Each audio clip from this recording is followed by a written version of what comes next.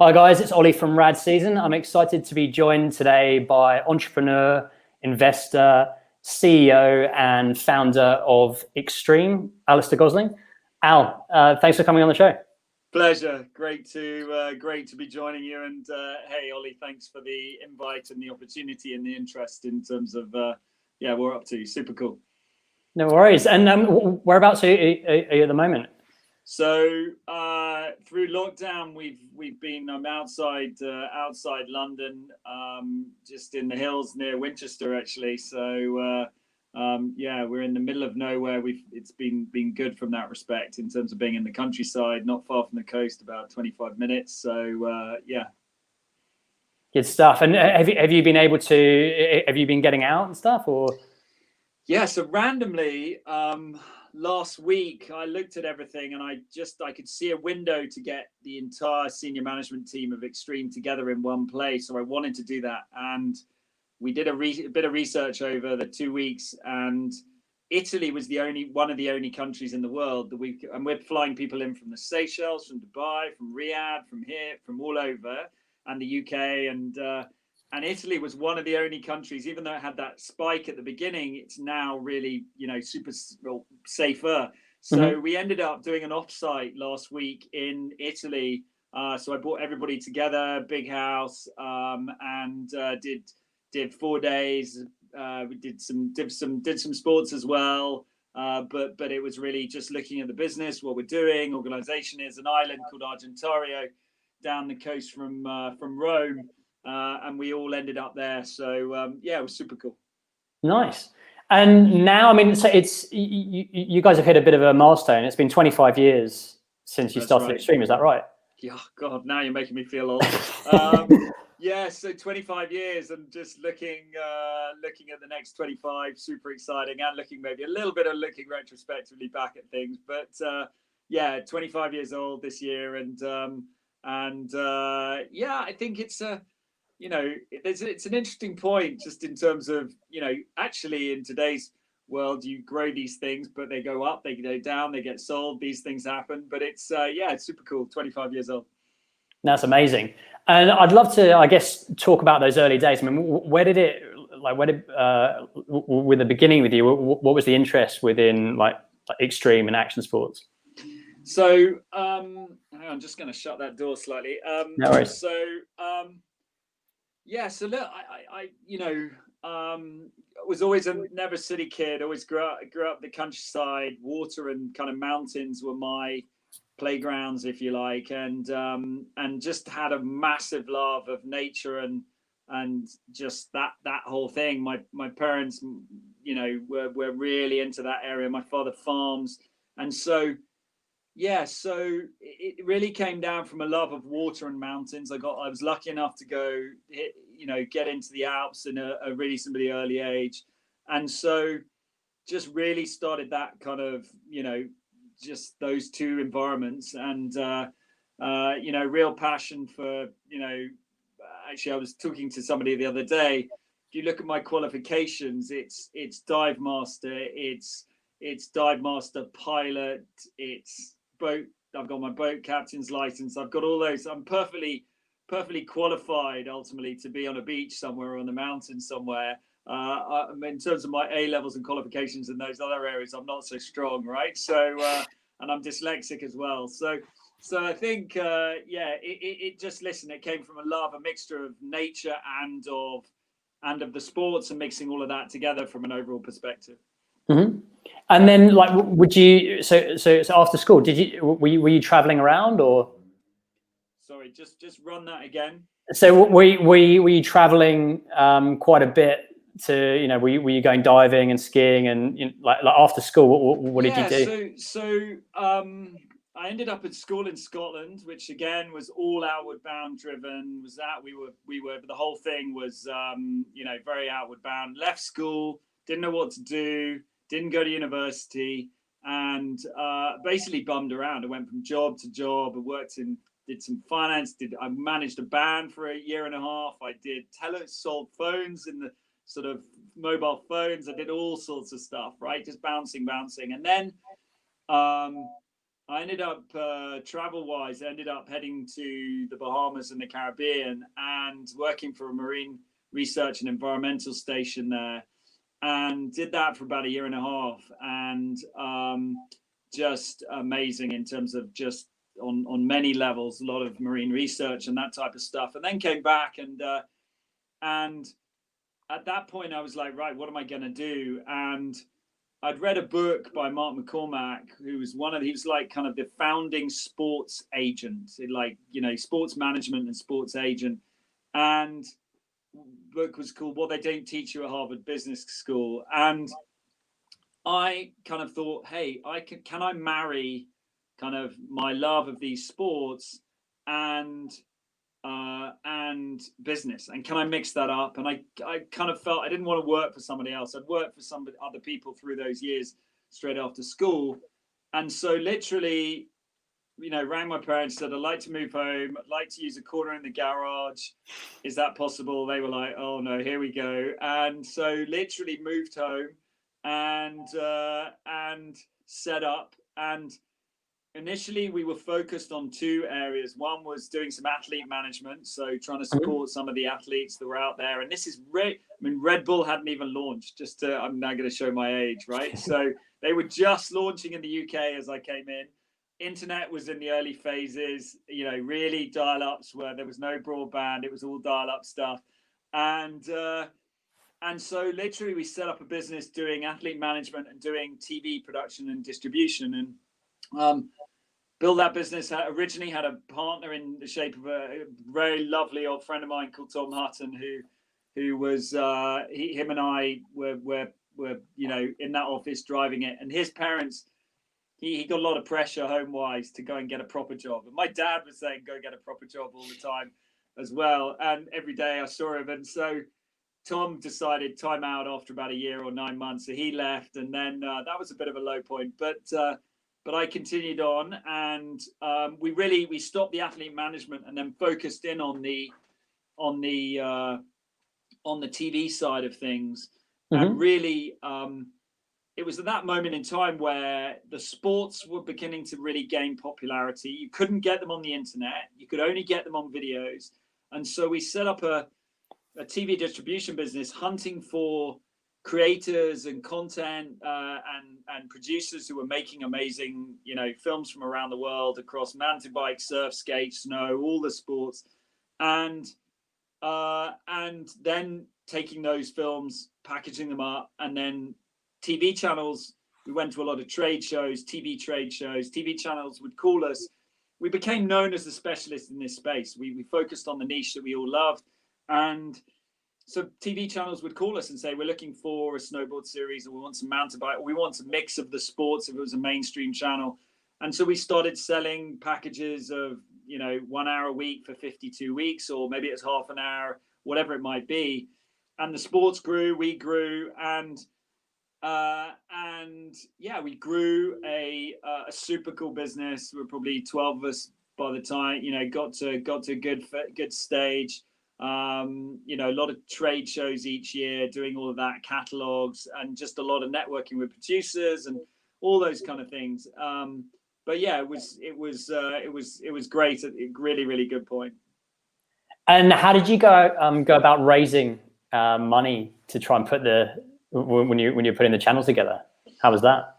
So then I remember well, probably 98. I was on my way to a trade show and thought, you know, how are we gonna? Because it was kind of the TV distribution. There was a limit to where we were going to take that, right? And so I had this idea: we could launch a TV channel around our space.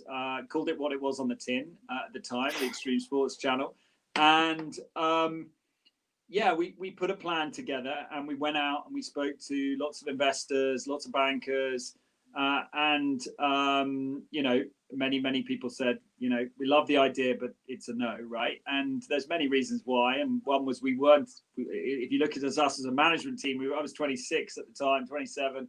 You know, the experience was lacking, and the idea was good, but the experience was lacking. But anyway, eventually, about a year and a half later, year and a half of knocking on doors, we met with a company called UPC, who were ultimately owned by a company called Liberty, who owned Formula One and all sorts of other stuff. But they were a huge cable company like Sky or but operating in 14 countries. And the chief exec there, super guy called Mark Schneider, and another colleague of his, Stephen Kern.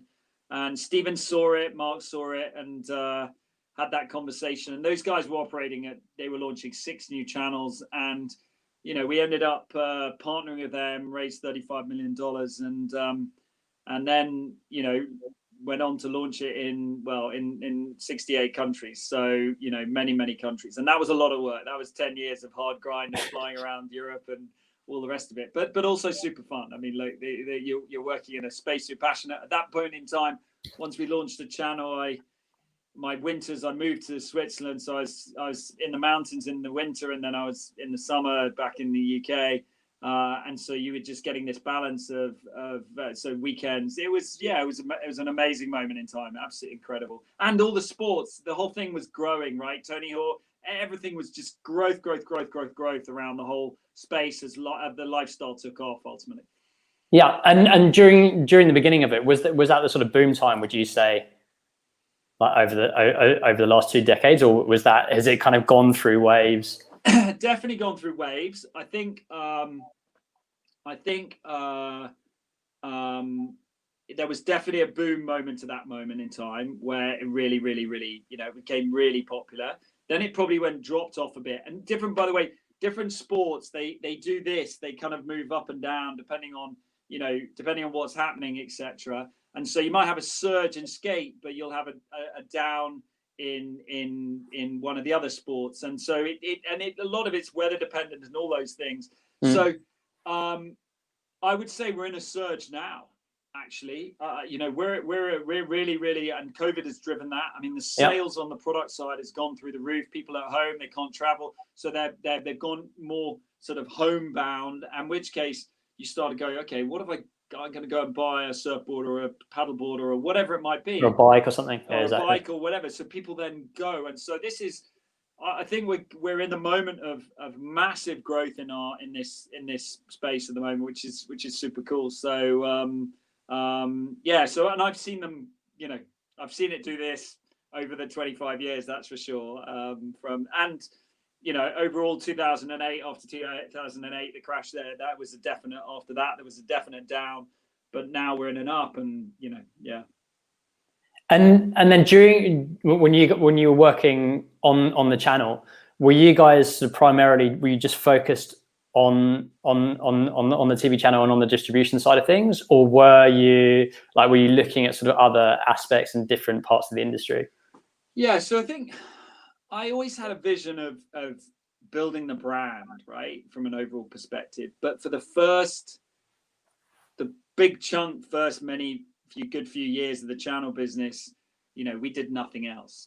We were focused on launch that channel in as many countries as possible, make the programming as good as possible, and to entertain our viewers. What amazing stuff can we put on there that makes everybody go, wow. And, when we launched, especially for the first few years, pretty much every pub in London, for example, would run it at night. That was quite a cool thing. Yeah, so, that's awesome. The screens in pubs, right? Because Sky wasn't as, and so they'd either run fashion TV or they'd run us. And so it was very cool running around London and going into pub or bars, and you'd sit there having a drink with friends in the background, the channels, point up at it. Right? It was, and there's another story there actually, so UK launch for us was country number 18. So we launched in Holland to start with, and then did lots of other country launches before the UK. And so with my mates, I'd say, we launched this TV channel, and go, yeah, sure. Anyway, so I launched all these other countries, and then eventually we launched in the UK. And in fact, when we launched in the UK, we had an amazing launch party. We took over a nightclub called Home Nightclub in Leicester Square. It was like layers on the corners.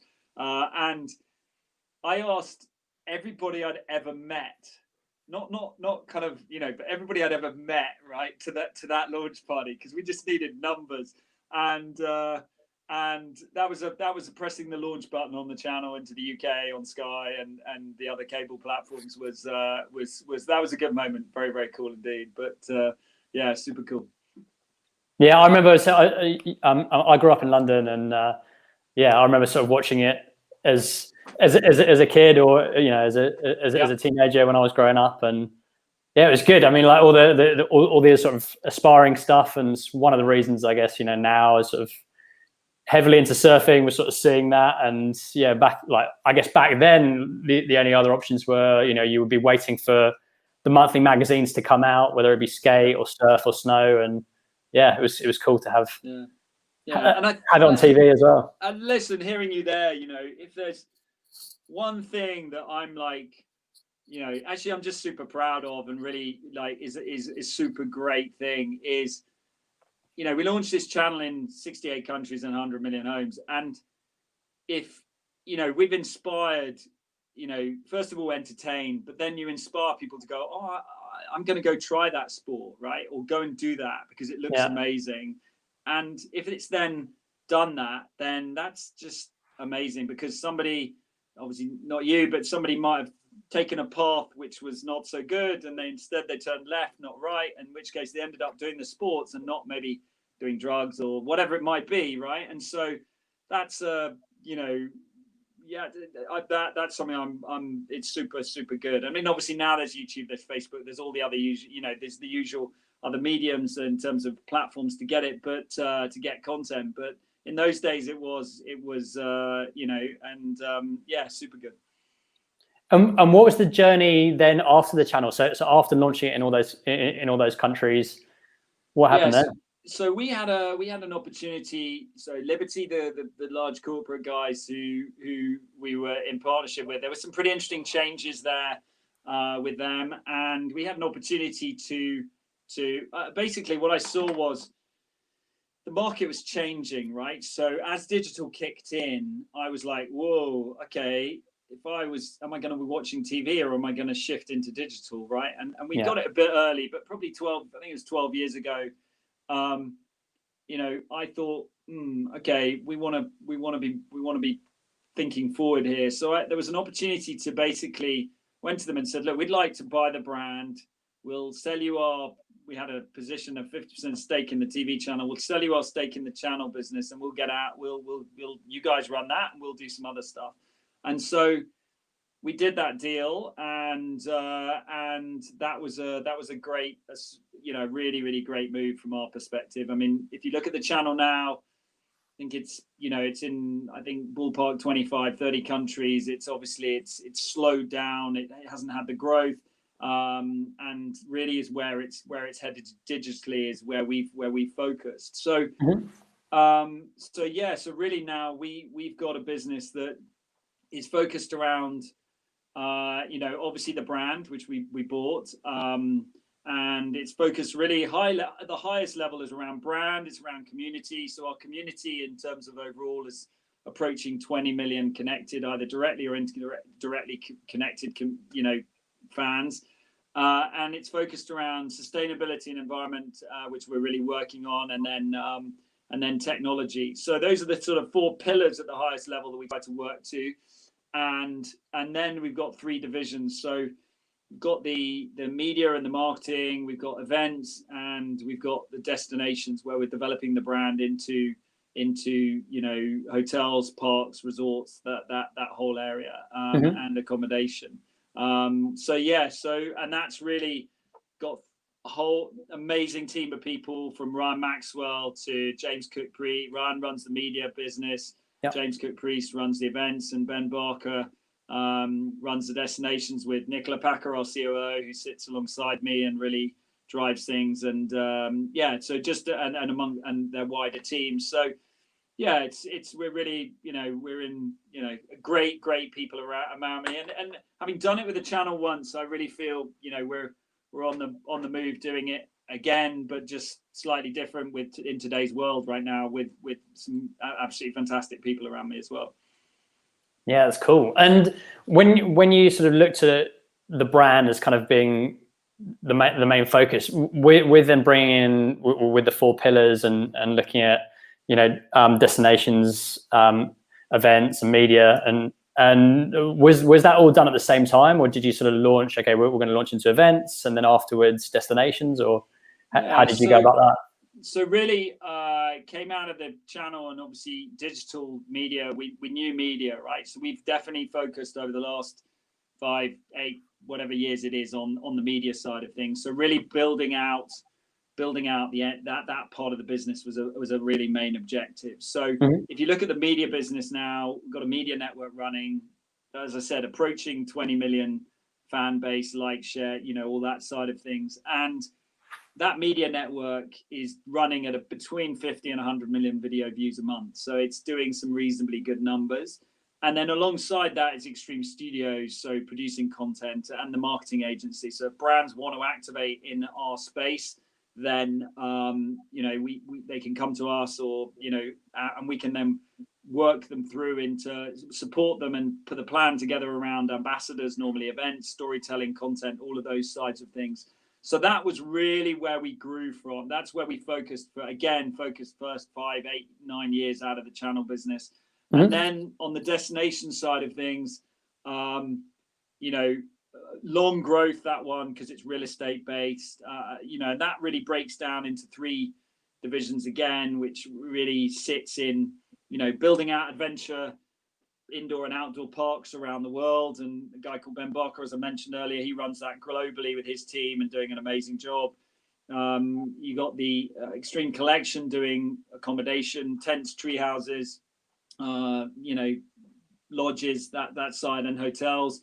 And then obviously consultancy, so just working with governments on the growth, because extreme and adventure sports in the tourism space has been the fastest growing segment for the last 3 years globally. It's not the biggest, but in terms of the segments, but it's the fastest growing. So a lot of governments kind of looking at this and going, okay, tourism's a big driver. Obviously, COVID is affecting that, but we're probably going to be, this segment of the market is can be very home orientated. We just touched on that a few minutes ago in terms of sale of boards and bikes and everything else is massively up. So that's another area. So that was, we did media, then we destinations, long-term development, and then events from a process perspective. And has there been any sort of popular countries with the rise of these sports, or any areas that you've sort of focused on? So I mean, I think in terms of countries in the sports, a lot of it's topographical, right? And you and I both understand that. If you look at the surf scene in Hossegor, Biarritz, the waves there are amazing. If you then take the Alps, so different sports, different countries. Yeah. As you get, I think we've had a real upsurge coming out of the Middle East at the moment, because I think actually the governments there are very, some of them are really forward thinking, and they've researched and analyzed what's growing, what's not, pinpointed that, and then made that a real key pillar they want to grow.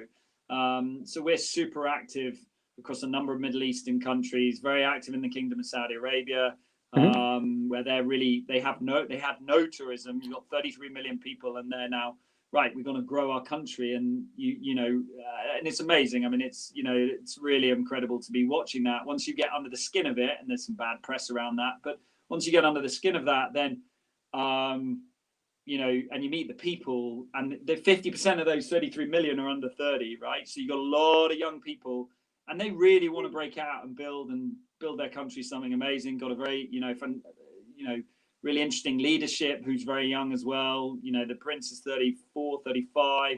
So yeah, and then country wise, we're operating and driving stuff across Europe, Middle East, Africa. We've got number of projects moving in Asia, a couple in America. So yeah, it's reasonably global. I mean, there's definitely a focus on Europe, Middle East, and America probably as it stands right now. Nice. And you're working on a big project in the Middle East, which is Qiddiya, is that right? Which is like a mega complex. Yeah, so Qiddiya, so that is, I actually sit on the international advisory board of that project. That is the world's largest sports, leisure, and entertainment complex. I mean, it's just utterly enormous. Just huge, and it's a vision of the country overall. And watching that develop, it's 4 times the size of Walt Disney World, and it's really, you're building a destination, and it's got sports in it. It's got mosques in it, it's got theme parks, it's got water parks. It's just a whole destination development, and the complexities around that and the challenges and supporting the management team and trying to support at all levels across that, you know, is highly interesting. I've been doing that for 3 years. And yeah, just watching the whole growth in the kingdom. That's one project of many, as you know, from an overall development perspective, which is yeah, it's super cool to be involved in.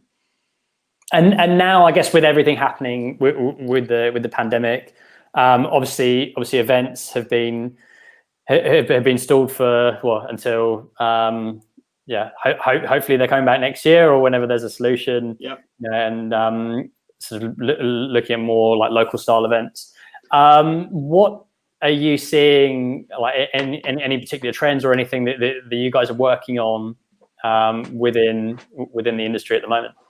Yeah, so what we've done on the events front is really focused on, right, I think we all thought it was going to come good after a few months, right? We you know, but here we are in September, October, and you can feel it's going to be set to stay for a while. And so what we've done a lot of over the last 3-5 months is, right, event format developments that aren't related to mass participation, because mass participation in whatever level is off the cards for the moment.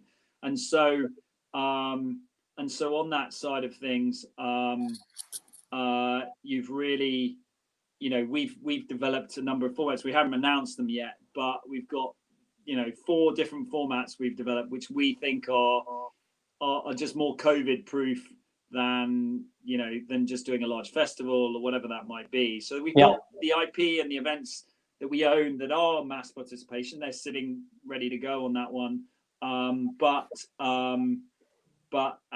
Yeah, and we're super active also supporting a number of events owners, rights owners coming into Saudi. So our network, having been there for 3.5 years, office space, team on the ground, all those good things. So we've been super active in that regard as well, in terms of pinpointing the right partners, you know, taking those in as the kingdom comes on stream as well. But yeah, I mean, the event side has definitely, you know, media we've kind of doubled up, so it's massively up on all levels. The destination side is just trucking along nicely in terms of home development and looking at staycations, all that side. And then the events part is definitely been, you know, hard hit alongside, you know, so many other industries as we know. Yeah. And on the digital side, I mean, have you looked into doing any kind of digital events, or are things kind of moving from the physical side of things across to virtual and online? Yeah, so you know, James Cook-Priest, who runs our events business, I mean, he used to run Top Gear Live, right? So he is not a, you know, I wouldn't say, actually, you know, he's not a digital specialist per se, but one of the areas we've definitely been looking at is the digital side, e-gaming, all of those sides of things in terms of what we might do there.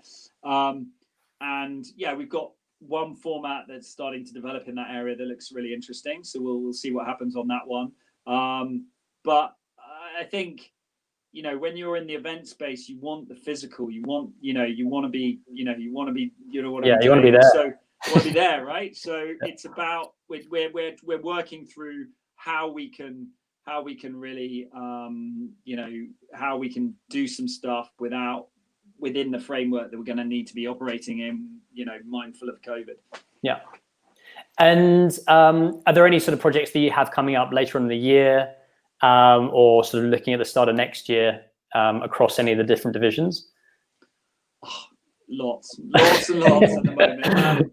Yeah, I'm just trying to, in terms of various initiatives, obviously the developments in Sheffield on the extreme destination front, you know, that's a huge project for us, and it's got a lot of focus right now in terms of driving that out. And it's just the most amazing site, so close to the city centre, 60 acres.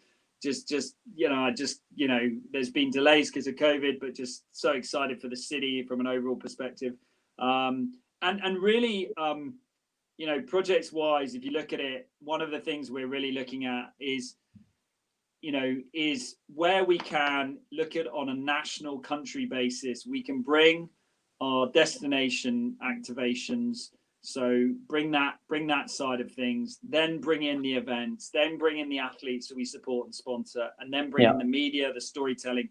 So you get a kind of country focused package that, and Formula One does, it's big sports events do this, right? But Formula One, you come in, you build $100 million racetrack, you have one event a year, and the racetrack is used a bit, but not all the time, right? Our goal is bring our brand in, bring our destination development, which builds a collection of, food, beverage, retail, accommodation, but all the activities which are used permanently, and then bring in events on a, once a month, 12 times a year, or whatever that number is, so that we can really, we can, and then bring in the media behind that to drive that, not on a once a year basis, but bringing it in storytelling all the way through.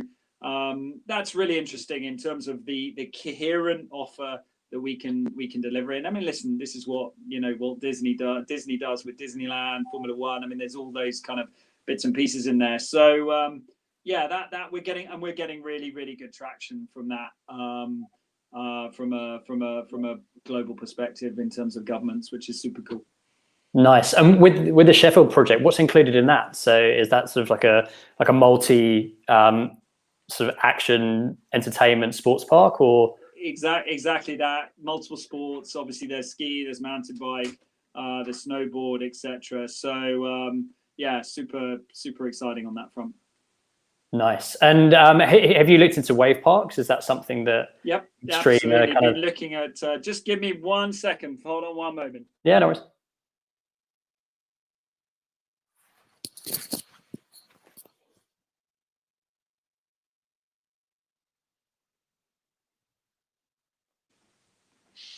Yeah, sorry about that. Do apologize. Right. Sorry, Oli. So forgive me. What was the question? Yeah, so if you've been looking into sort of wave technology and sort of absolutely. So Ben Barker, who heads up our destination business globally, he in fact the first wave park in the world was somewhere called Wild Wadi Adventure, which was in just outside Dubai. And he developed that and then ran that for a number of years operationally as heading up the management there.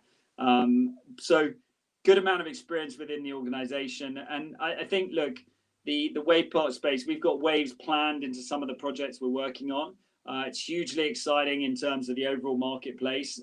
We think there'll be some interesting consolidation. I think as these things develop and build out. And I just think it's going to be just so good for the industry. I mean, you can already see it coming through from an overall perspective. So super cool that. Nice. And with any of the sort of current innovations going on, are there any particular sports that you guys are sort of seeing a definite sort of focus on, whether it being say e-biking, or if you're looking more at the kind of esports, things like that? Is that something that you guys are working with?